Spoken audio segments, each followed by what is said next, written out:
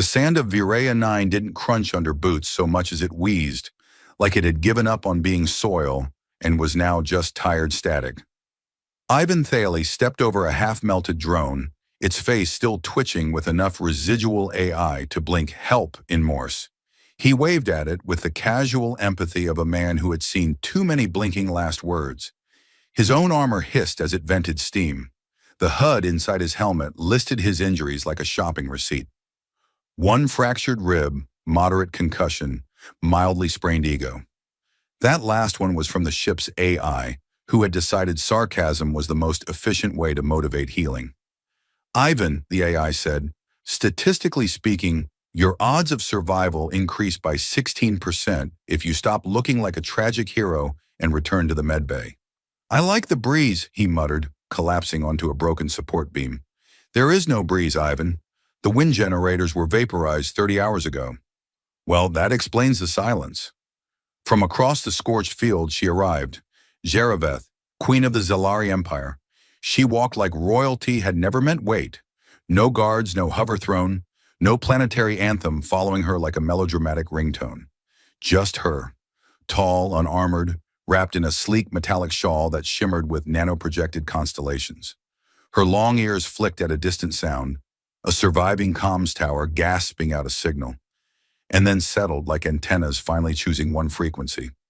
He didn't stand. His legs hadn't received instruction since the morning. She sat beside him without a word, folding her knees like an ancient priestess conducting a sacrifice she hadn't read the manual for. They looked out across a battlefield that had once been a city. I was told your people do something called small talk, she said. Technically, yes, though mine usually involves beverages and pretending to care about weather patterns. She nodded solemnly. Weather is overrated. He chuckled, then winced. The rib. You should be in recovery, she said. I was. Then I realized it involved more lectures than rest. I assumed humans enjoyed lectures. Only when we're giving them. There was a long silence, the kind that drags its feet just to make things weird. He cleared his throat. Listen, Zereveth. Do not fear. I remember your name too. No, I was going to say something. Ask something, actually. Her ears twitched again. Proceed. He scratched the back of his neck. Why was this so hard? He'd once negotiated with a three-headed mercenary warlord using only a deck of cards and a concussion. But this felt like juggling gravity. I don't mean this to be weird, but would you stay beside me tonight? Just tonight? No. Royal declarations. No politics. Just someone existing beside someone else. She tilted her head. Her expression didn't change, but her ears shifted position slightly, angled downward, a Zelari sign of contemplation or mild gastrointestinal distress. He hoped it was the first. One night? She asked. That's all.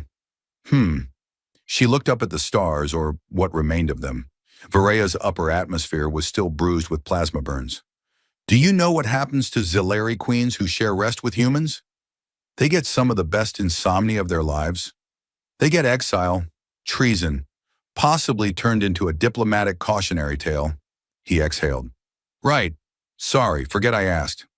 She didn't reply immediately, just sat, fingers brushing the edge of her shawl. Then softly, I have no intention of leaving? He blinked.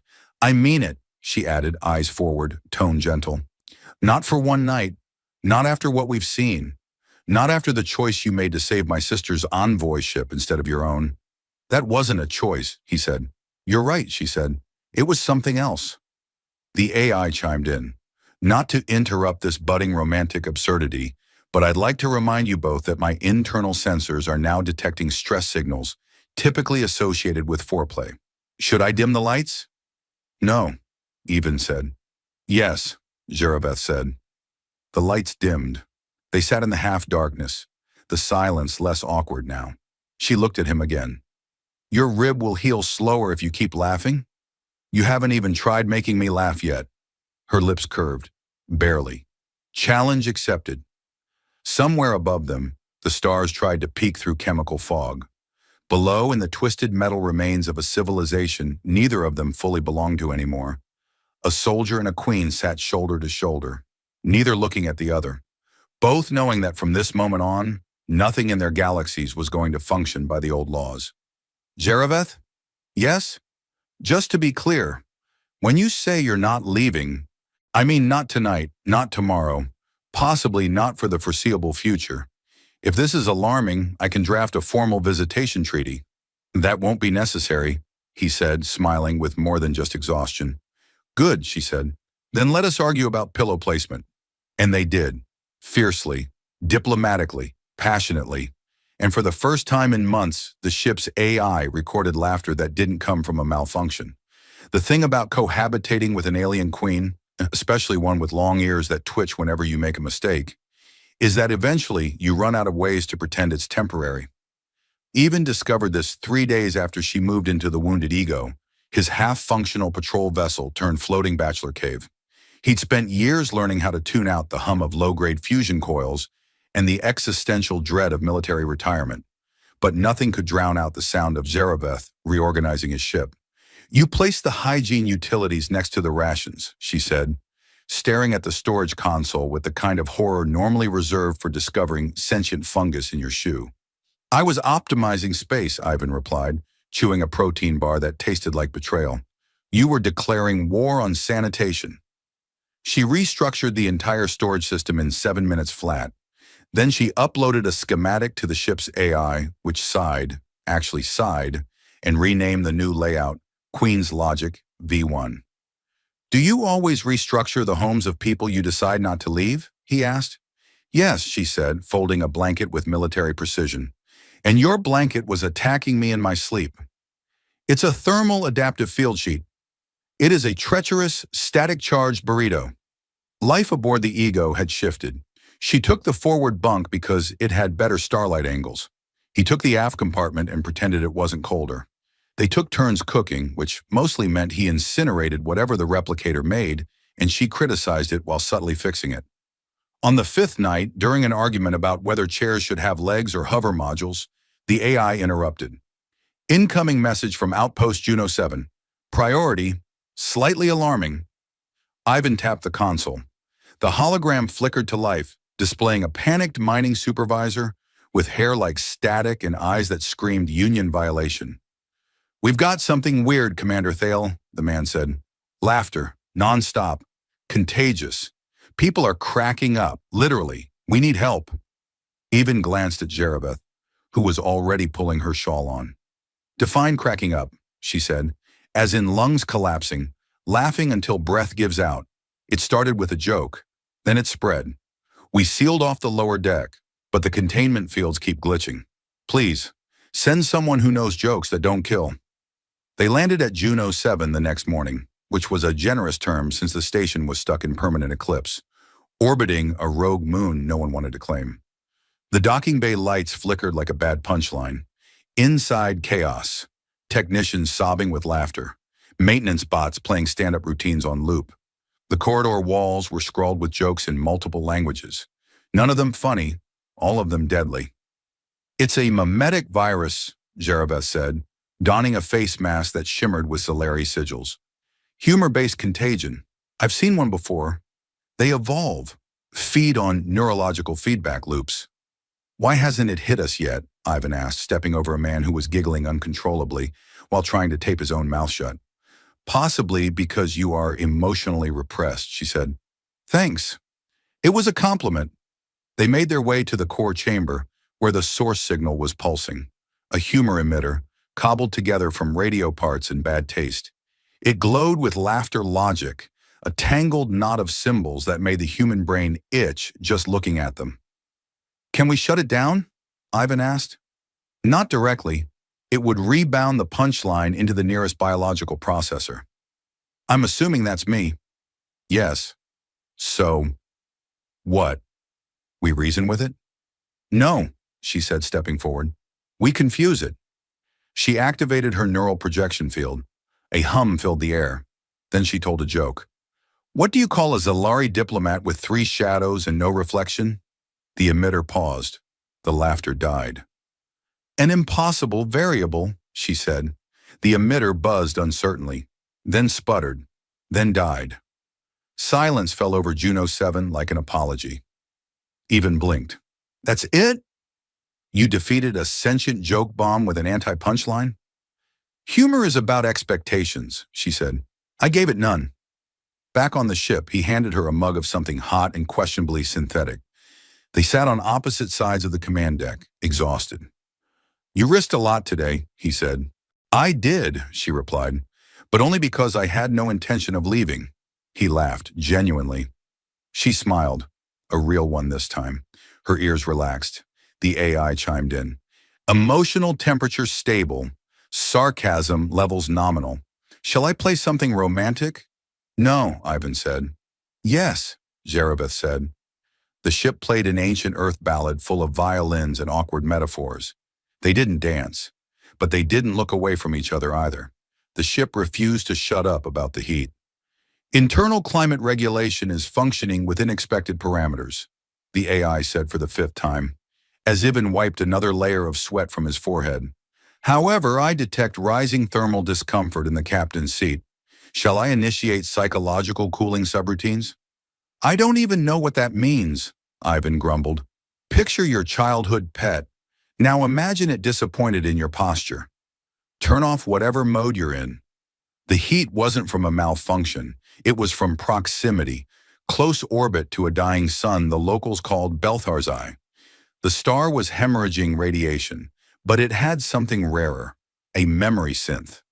Zarabeth had picked it up on a forgotten Zalari data node, coordinates buried in diplomatic junk mail and dismissed by her royal archivist as myth.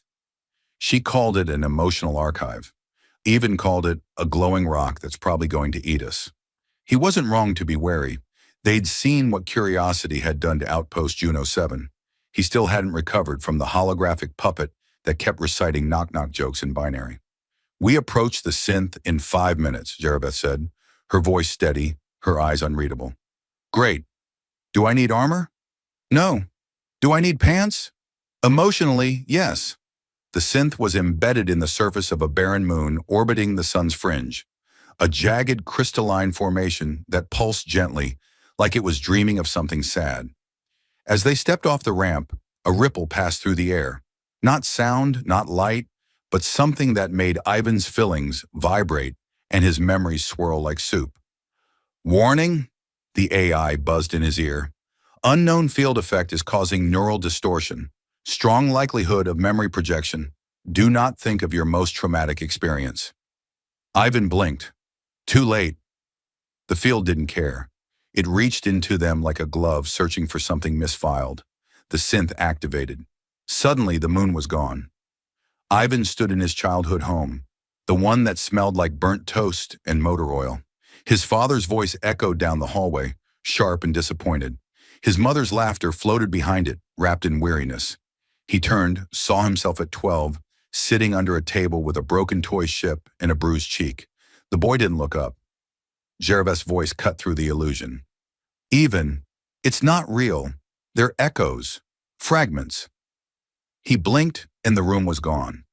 Now he was standing in what looked like an alien cathedral, columns made of light, ceiling made of echo.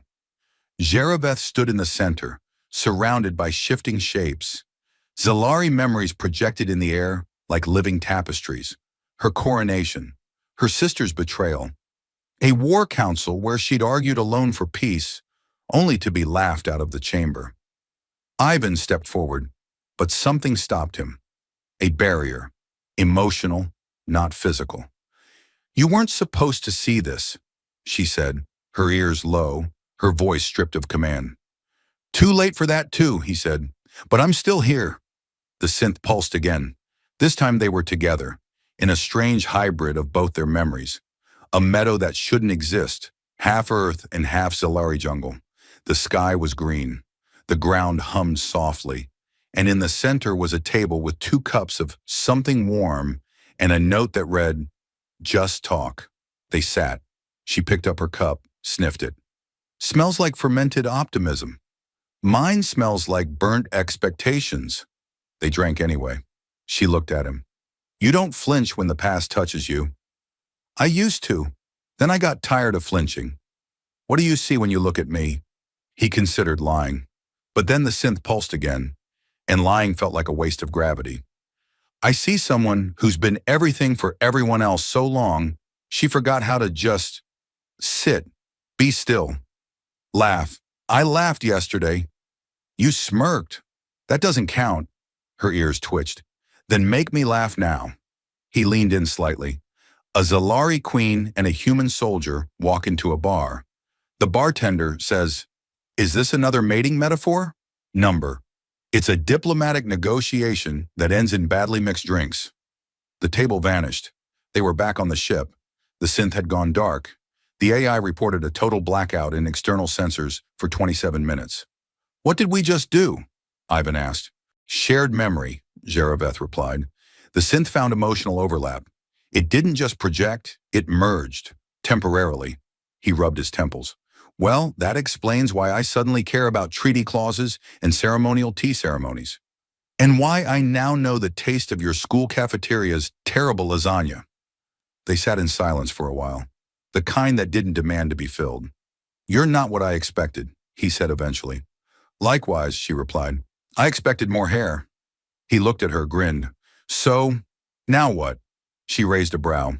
Now we avoid telling the Zalari High Council that I accidentally shared childhood trauma with a human war orphan. Deal. The ship hummed. The AI cleared its throat, digitally. Captain, Queen, I've archived the memory fusion under weird romance. Shall I restrict access? Please, they said in unison. The stars outside blinked. The ship turned, slow and deliberate, away from Belthar's eye. They didn't speak for a long time, but neither of them left the command deck. The Bounty hit the network 2 hours after they left Belthar's eye. It came disguised as a neutral transit warning, but Zareveth decoded the data pulse mid-breakfast. Her spoon froze in midair as the text scrolled across her neural interface. Ivan, blissfully unaware, was arguing with the coffee synthesizer. I didn't ask for espresso with notes of regret, he muttered. Just caffeine, not a personality evaluation. Zareveth set her bowl down. There's a price on our heads. Mine, sure, Ivan said. You probably have immunity, royalty perks, and wait, our heads? She turned the hologram toward him. Joint order, Zalari High Council and Central Earth Accord. Charges, political fraternization, data contamination, emotional compromise. Emotional compromise? That's a crime now? For us, yes. You kissed me, remember? Technically, you kissed. Split blame, equal warrant. They stared at each other, then at the glowing bounty screen, then at the AI who chimed in helpfully. Congratulations. You are now officially more wanted than the Deltan salt priests who tried to bribe a planet with pickled thyme. Wonderful, Ivan muttered. We're space fugitives. Fugitive adjacent? Fugitish? We need a plan, Zareveth said. Preferably one that involves not getting vaporized or imprisoned. You want serious or sarcastic? I want effective. He scratched his head. There's an old smuggler planet in the Aral Verge. Mist-covered, low surveillance, friendly to fugitives. Well, friendly to their money. I assume it's named something subtle like Haven or Port Safe? Close. It's called New Maybe. She blinked. That is aggressively non-committal. He grinned. Fits us. They jumped to warp under a cloak so old it hiccuped every 3 minutes. The AI insisted on narrating each hiccup like it was a Shakespearean tragedy. Cloaking integrity at 98%, remaining 2% fueled by false hope and duct tape. Zareveth took over mid-jump, tweaking the ship's signal signature and rewriting its ID to something laughably dull. The laundry collector. When Ivan asked why, she said, no one scans boring vessels, especially ones named after chores. Upon arrival, New Maybe did not disappoint. Shrouded in perpetual mist and bioluminescent flora, it pulsed with quiet rebellion and the scent of fried mushrooms. They landed in the southern canopy, paid a local trader in encrypted fuel credits, and hiked to a hidden settlement called Loop City. If you could call 20 camouflage pods hanging from trees a city. Ivan leaned against a vine-wrapped post. Charming, if moldy. Don't insult the fungus, said a voice behind them. A woman emerged, tall and wiry, with one cybernetic eye and a jacket that may have once been a flag. Her grin was all teeth and distrust. You look like trouble. The expensive kind. Zareveth stepped forward. We're here for silence and supplies. Sure, and I'm a pacifist accountant. I'm serious. So am I. I just filed taxes on an asteroid and punched a bureaucrat. They stared at each other for a moment. Then the woman laughed and slapped Evans back. Fine. Stay low. Don't name-drop monarchies or kiss in public. Jereveth's ears twitched. Is that illegal here? It's just annoying. They stayed 3 days. On the second, Ivan found himself on a platform overlooking the mist, watching Jereveth adjust a holographic field to project fake thermal signatures. She moved with precision, grace, and the occasional muttered curse in Zalari. You always plan this far ahead? He asked. Yes. Even the part where we end up on a fungus planet hiding from everyone we've ever worked for? No, she admitted. That part was unplanned. He sat beside her. You regret it? No. The AI, monitoring their biosignatures from orbit, chose that moment to blare across their private comms. Vital signs indicate romantic tension. Shall I play a mood-enhancing playlist? No, they both said. Yes, the AI replied, and soft Zelari string music filled the comm channel. That night, under glowing leaves, they shared a canteen and stories. Even talked about his first failed mission, a diplomatic escort that ended with him unconscious in a swamp wearing someone else's boots. Jereveth told a story about being mistaken for her own bodyguard by a Terran ambassador who thought, queens should be taller. He leaned back against the tree. You know, for someone who invaded Earth once, you're not so bad, she smirked. And for someone who bombed my colony base, you're surprisingly tolerable. We should get matching shirts. War Criminals Anonymous? Emotionally compromised and loving it. They laughed. The forest pulsed with bioluminescent approval. The AI whispered, I'm logging this under bonding ritual. Subcategory, defiant cuteness. In the morning, a new message pinged the ship's comnet. Another bounty, higher than before. New maybe was no longer safe. Jereveth didn't wait. She packed silently, quickly, efficiently. Even stood at the edge of the landing pad watching her. Still no intention of leaving? Especially not now. Even if it gets worse? She turned, eyes steady. It already has, and I'm still here. He nodded. They boarded the ship together. The AI raised shields before they even asked. The ambush came on a Tuesday, which Ivan found personally offensive. He'd always associated Tuesdays with mediocrity, lukewarm tea, paper cuts, socks that didn't quite match. Not with a 6-ship blockade and a demand for surrender signed jointly by the Earth Accord and the Zalari High Council. This feels excessive, he said as the alert sirens pinged merrily through the cockpit. 17 warheads primed, Jereveth replied, flicking controls with queenly calm. They really don't want us cuddling.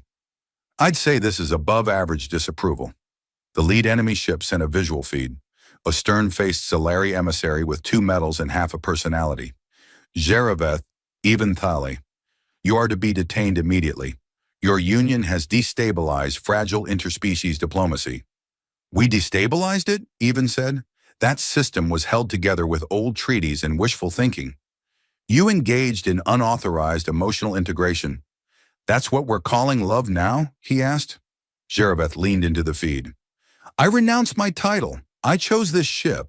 This man. Your disapproval is noted and dismissed. The emissary blinked. You renounce the crown?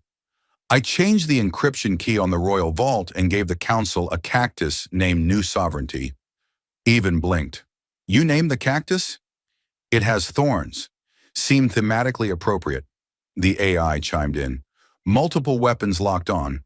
May I suggest evasive maneuvers or heartfelt goodbyes? Jereveth stood. Number Initiate Protocol OMEGAJ silence. Wait, Ivan said. What's Protocol Omega J? She turned to him. You remember the memory synth? Yes. And the neural bonding pattern it recorded? I've been trying to forget the cafeteria lasagna. Well, it made a copy of us, of our emotional resonance. I sent it to the Neutrality Nexus 2 days ago. You uploaded our feelings to a cosmic arbitration archive? Yes, and now they're about to become public. The AI's console flickered. The enemy fleet paused. Then in unison, all 6 ships received a transmission. a fully immersive playback of the synth-generated memory. Ivan's childhood, Zareveth's coronation, the meadow, the kiss, the terrible diplomatic jokes, the moment they didn't leave each other. For several seconds, space held its breath. Then from one ship, "They're not terrorists, they're just in love." Another voice, "We flew here for this?" A third, "That joke about the bartender was actually good."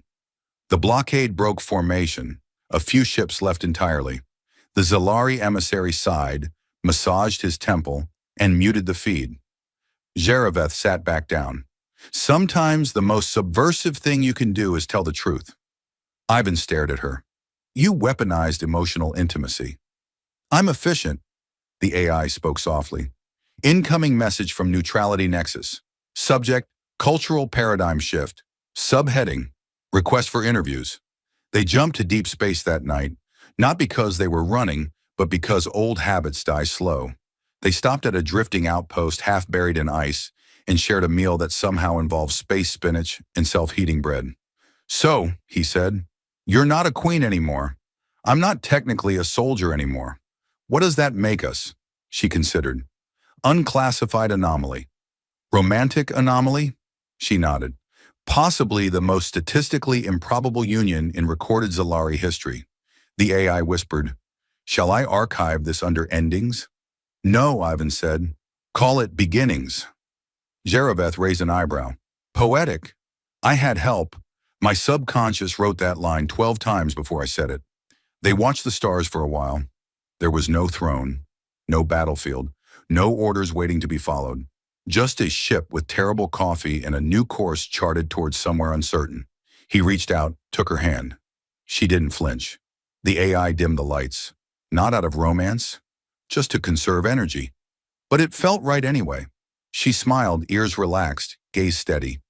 "Still no intention of leaving." "Good, he said, "because I stopped expecting goodbye a long time ago." And the wounded ego flew on, anomaly and all, into the space between what was expected and what they chose instead.